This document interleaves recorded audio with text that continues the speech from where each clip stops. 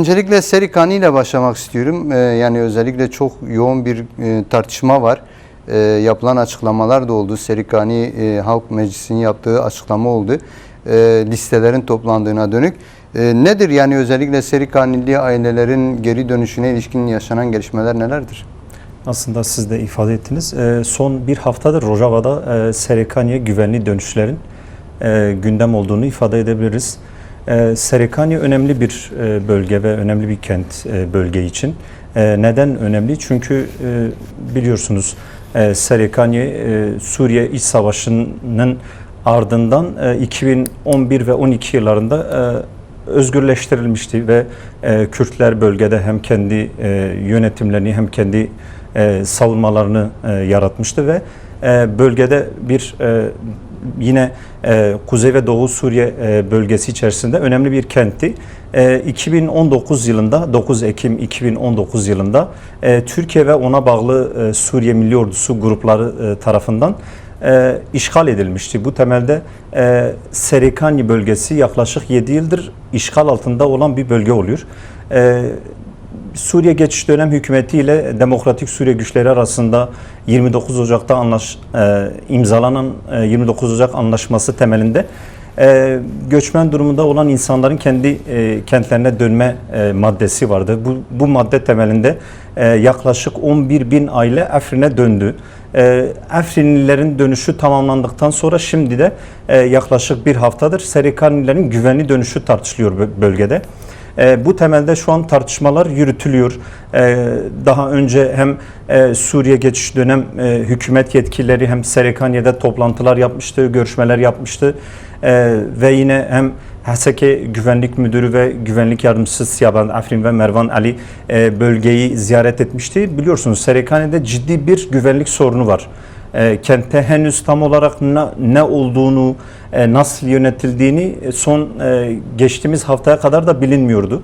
Biliyorsunuz Haseke Valisi Nurettin Ahmet tarafından bir kararname yayınlandı. Bu kararname Suriye Geçiş Dönem Hükümeti, Yerel Yönetimler ve Çevre Bakanlığı tarafından da kabul edildi ve bölge kentlerine Derik, Kamışlı, Serikani gibi bölgelere bölge yönetimi ya da işte şöyle deniliyor, mesul mıntıka yani bölge müdürleri atandı. Bu temelde Serikani'nin de ataması yapıldı ve bölge normalleşmeye doğru gitmek için kimi adımlar atıldı. Fakat henüz soru işaretleri var çünkü henüz güvenli dönüşler başlamadı. Bu temelde Suriye Serikani Göçmenler Meclisi'nin yaptığı daha önce bir çalışma vardı. Bu çalışma temelinde 12.500 aile resmi olarak dönmek için meclise başvuru yapmıştı. Yaklaşık bu 12.500 aile 80.000 yurttaş oluyor. Daha fazla da olabilir çünkü insanlar kendi kentlerine dönmek için halen başvurularını yapıyorlar. Bu henüz devam eden bir süreç. Bu temelde önümüzdeki hafta yani benim elimde Salı günü güvenli dönüşüm başlayacağı ve meclisten aldığım son bilgiye göre 647 ailenin ilk etapta döneceği ifade ediliyor. Fakat henüz dönüşün yani ertelenebileceği ifade ediliyor. Çünkü biliyorsunuz Haseke ve Serikani arasındaki yol ile Kamışlı ve Serikani arasındaki yolda mayın sorunu vardı ve yaklaşık bir aydan fazladır bölgede, her iki bölgede de mayın temizleme çalışmaları yürütülüyor. Kamışlı Serikani arasında yani Dirbesiye ve Serikani arasında %90 mayınlar temizlendi fakat henüz Tırtemir ile Serikani yine Zırgan ile Serikani arasında bu çalışmalar devam ediyor. Çalışmaların bitmesi durumunda Salı günü 647 ailenin dönüşü başlayacak. Bu temelde bu aileler ilk etapta Serikani'nin köylerine gidecek. Çok az bir aile Serikani merkezine gidecek. Ailelerin Haseke iç güvenlik güçleri ile birlikte gideceği ifade ediliyor. Çünkü bölgede henüz güvenlik sorunu var. Bu temelde yani hem Haseke Valiliği hem de Serikani Göçmenler Meclisi bu güvenli dönüşü hızlandırmak istiyor. Bu temelde Suriye Geçiş Dönem Hükümeti de giden ailelere refakat etmek için iç güvenlik güçlerinin de yanlarında gideceği ifade ediyor. Fakat henüz süreç başlamadığı için bunlar tam olarak nasıl olur bilemiyoruz. Çünkü Serikani'nin özgün bir durumu var. Yani hem Haseki vilayetine bağlı. Bu iyi bir durum. Yani Afrin biraz daha uzaktı ve yolculuk hem uzaktı hem bölgenin güvenlik durumuna dair tam olarak bilgiler bilinmiyordu. Fakat Serikani'nin durumu hem iyi hem kötü. Yani hem avantaj hem dezavantaj durumları var. Çünkü henüz bölgede silahlı grupların varlığı, çünkü son olarak biliyorsunuz geçtiğimiz hafta Suriye Enerji Bakanı ve Haseki valisinin Alok Su İstasyon açılışına gittiğini ve burada Haseki valisinin Serikani'de saldırıya uğradığına tanıklık ettik. Bu temelde bölgedeki güvenlik durumunun ve yine Serikani'de Türkiye ordusunun varlığı henüz ifade ediliyor. Bu da henüz güvenli dönüşlerin gerçekleşmediği için bunlar henüz soru işareti. Fakat peki, geçen saldıran kişiler, yani siz de belirttiniz, özellikle Enerji Bakanı ve valinin gidişi sırasında, öncesinde de yani bazı hani gidişlerin duyulmasının ardından ayaklanan, işte kabul etmiyoruz diye gösteri yapan kişiler de oldu. Şimdi bunlar kimlerdir? Gerçekten oranın yerel halkı mıdır? Yoksa bunlar dışarıdan taşınma güçler midir? Yoksa Türkiye'ye bağlı çetelerden bahsettiniz. Direkt MİT tarafından örgütlendirilen kesimler midir? Yani öyle net, somut bir şey var mı elinizde? Mesela son geçtiğimiz hafta şöyle bir bilgi vardı. Serikani'nin 45 köyü henüz bu dışarıdan taşınan Arapların elindeydi. Yani bu silahlı gruplar aslında öyle ifade edebiliriz. Türkiye'ye bağlı silahlı grupların kontrolündeydi. Ve o köyler hem kontrol altında hem arsalar, tarlalar, yani insanlar Serikani'lerin evlerini gasp edip, tarlalarını gasp edip, ekip kendi yaşamlarını sürdürüyorlar. Yani bunlar Serikanili değil. Tamamen hepsi dışarıdan gelmiş silahlı gruplar. Ve bunların varlığı halen bölgede mevcut.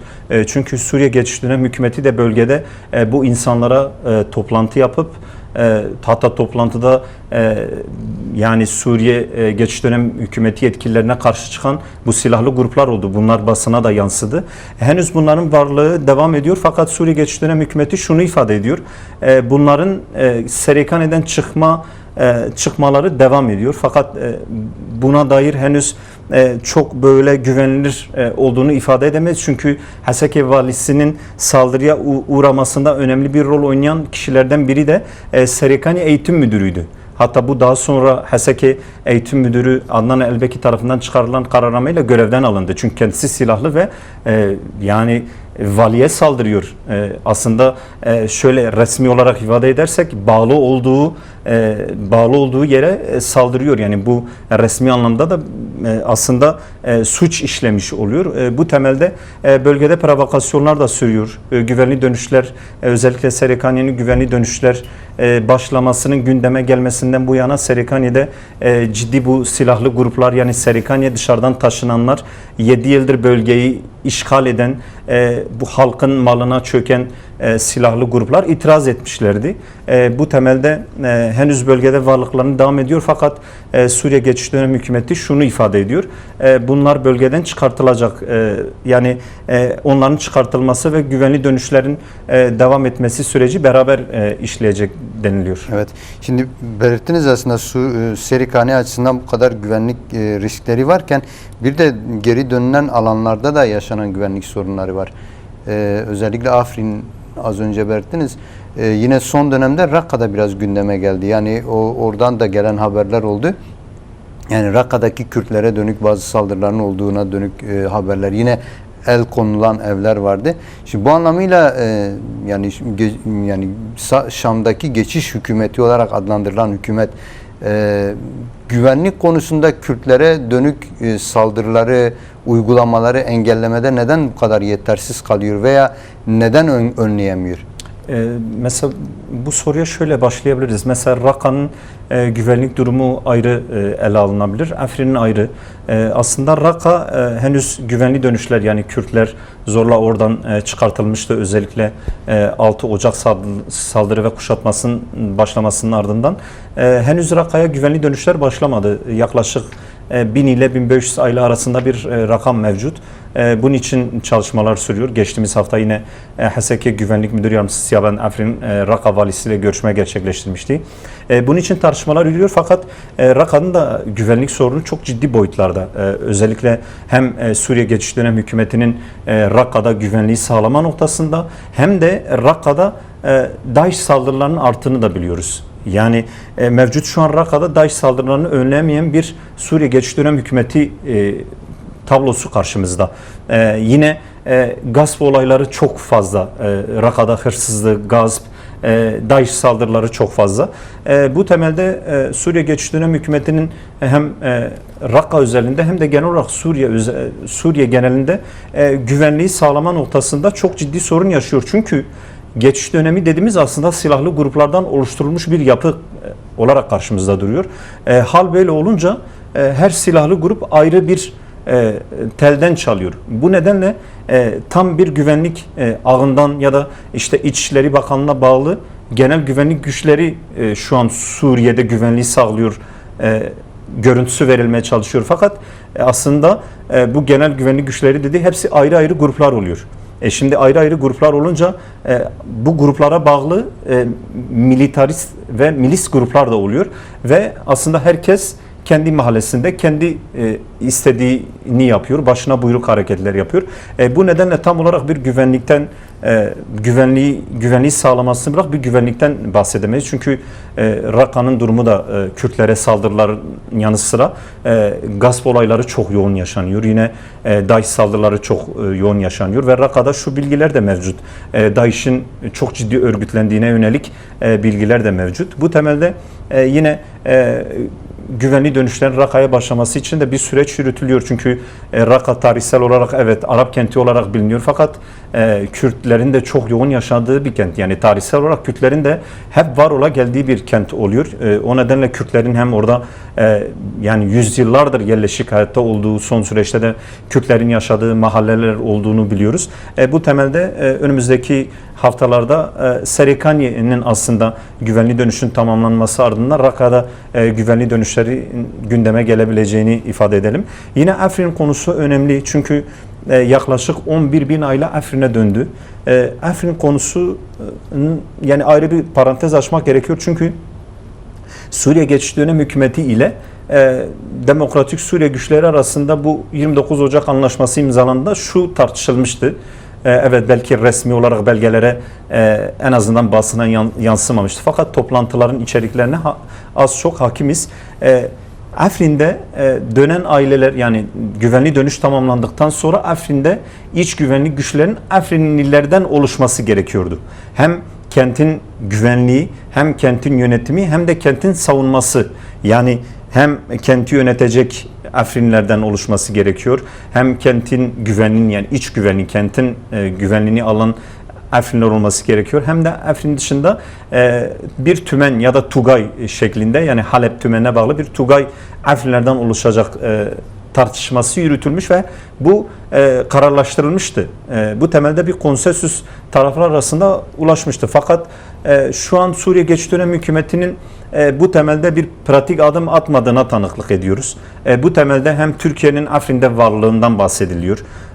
Hatta geçtiğimiz haftalarda belki sizler de basından takip etmiştiniz. 2 köyden çekildiler. Fakat henüz resmi olarak Afrin'in 3 köyünde Türkiye ordusunun varlığı devam ediyor.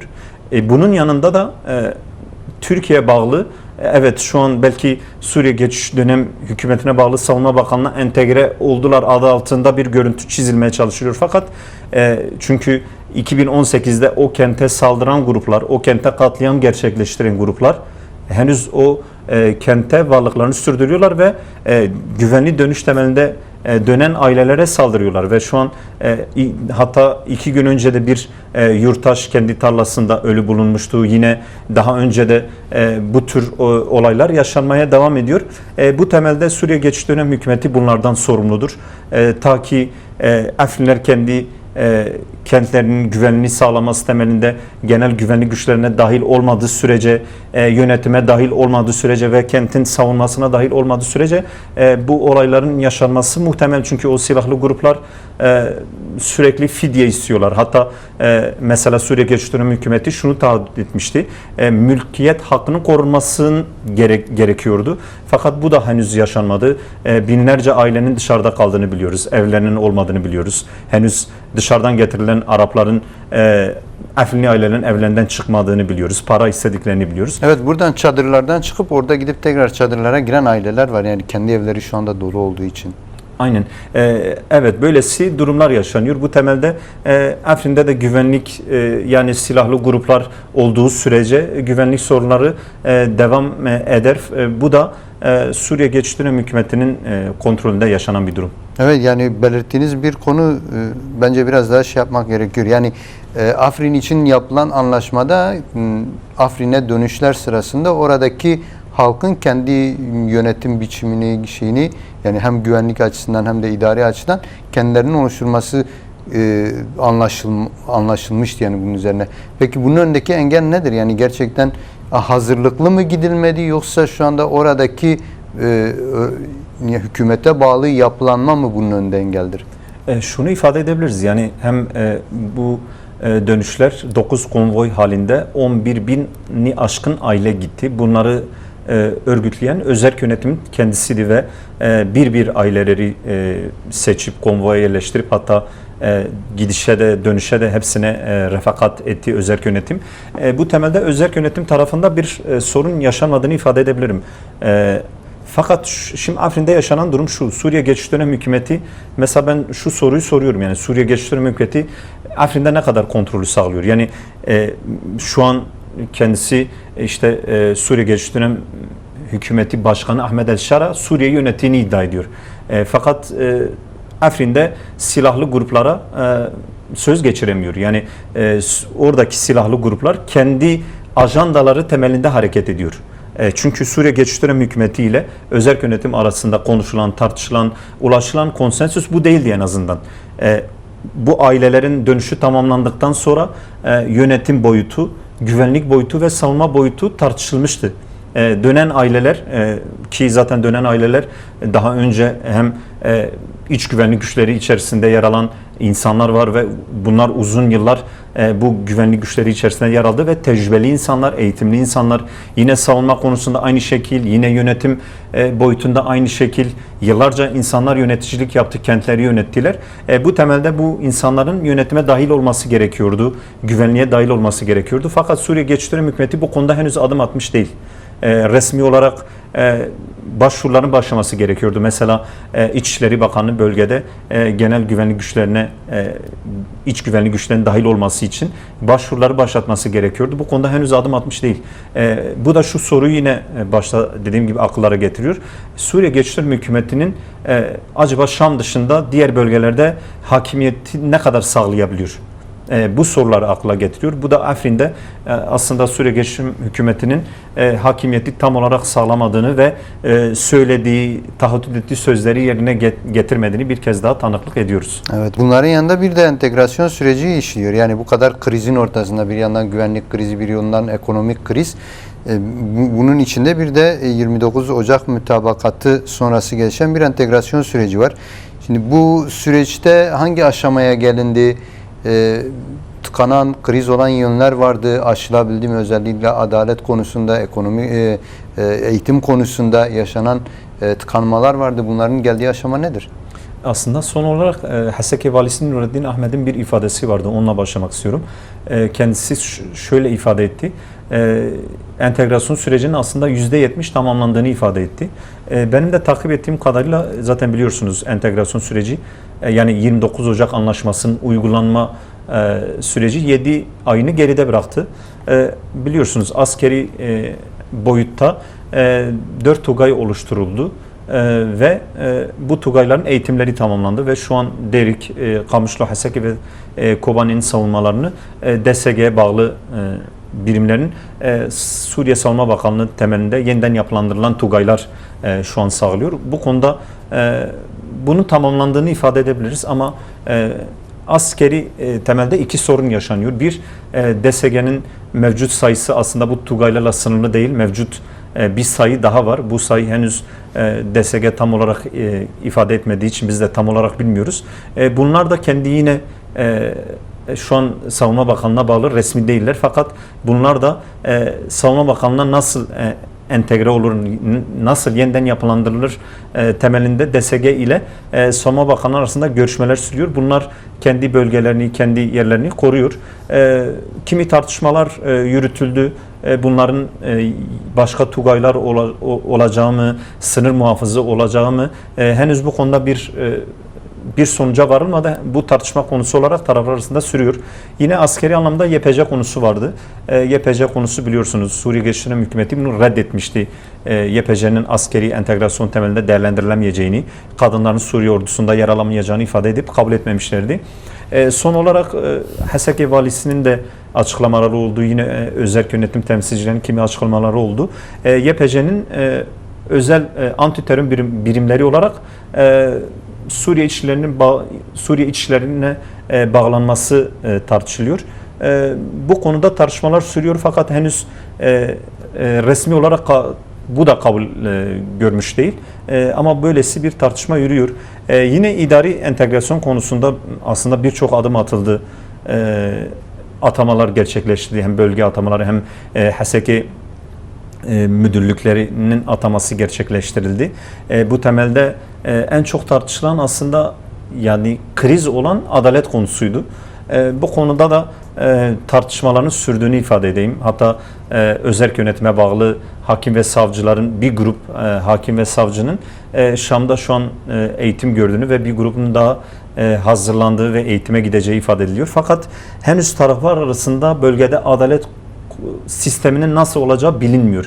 Yani bu henüz tartışma konusu. Çünkü biliyorsunuz bu bir kriz yaşanmıştı ve bu krizin aşılması yani aşılmadı aslında.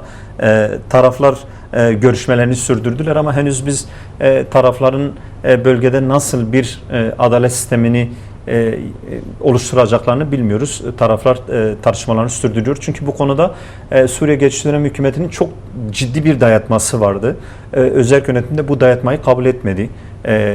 Tamamen teslim edin bir yaklaşımı oldu hükümetin. Bu çok ciddi olarak reddedildi. Hem hakim ve savcılar hem de özerk yönetim. Yani bu ciddi bir kriz oldu.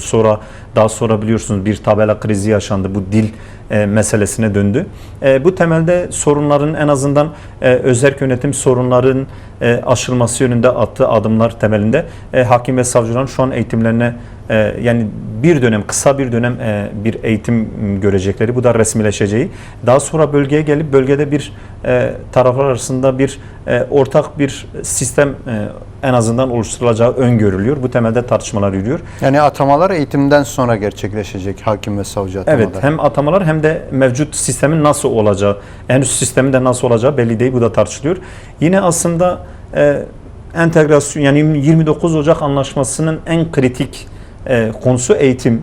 Eğitim dediğimizde sadece öğrencilerin okula gidip eğitim göreceği değil, dil meselesi oluyor. Yani biliyorsunuz Kürtler aslında yani yüzyıllardır dil mücadelesi veriyor. Yani son 10 yıl, 14 yıl değil biliyorsunuz Kürt dilinin üzerinde yıllardır, 10 yıllardır baskılar var. Bu temelde bölgede de biliyorsunuz 14 yıldır bölgede Kürtçe eğitim veriliyor. Yani 1. sınıftan üniversiteye kadar bölgede 3 üniversite vardı. Binlerce öğrenci 1. sınıftan üniversiteye kadar kendi dillerinde okudular. Şimdi Kuzey ve Doğu Özerk Yönetim Bölgesi'nde nasıl bir eğitim sistemi vardı? Bunu bilmek önemli çünkü biliyorsunuz hem Kürtlerin çoğunluk olduğu yerde Kürtçe, Arapların çoğunluk olduğu yerde Arapça, Süryanilerin çoğunluk olduğu yerde Süryanice vardı. Yani çok dilli bir eğitim sistemi vardı. Şimdi Suriye Geçiş Dönem Hükümeti'nin nasıl bir anlayışa sahip diye sorarsak tekçi bir zihniyete sahip.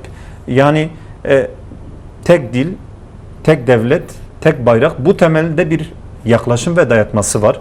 İşte Suriye Arap Cumhuriyeti denildi zaten. Oysa Suriye'de Arapların dışında Kürtler yaşıyor, Ermeniler yaşıyor, Süryaniler yaşıyor. Onlarca halk yaşıyor. Yani Suriye halkların mozaiği olan bir ülke olarak biliniyor. Bu temelde eğitim konusunda da bir tekçi dayatma söz konusu.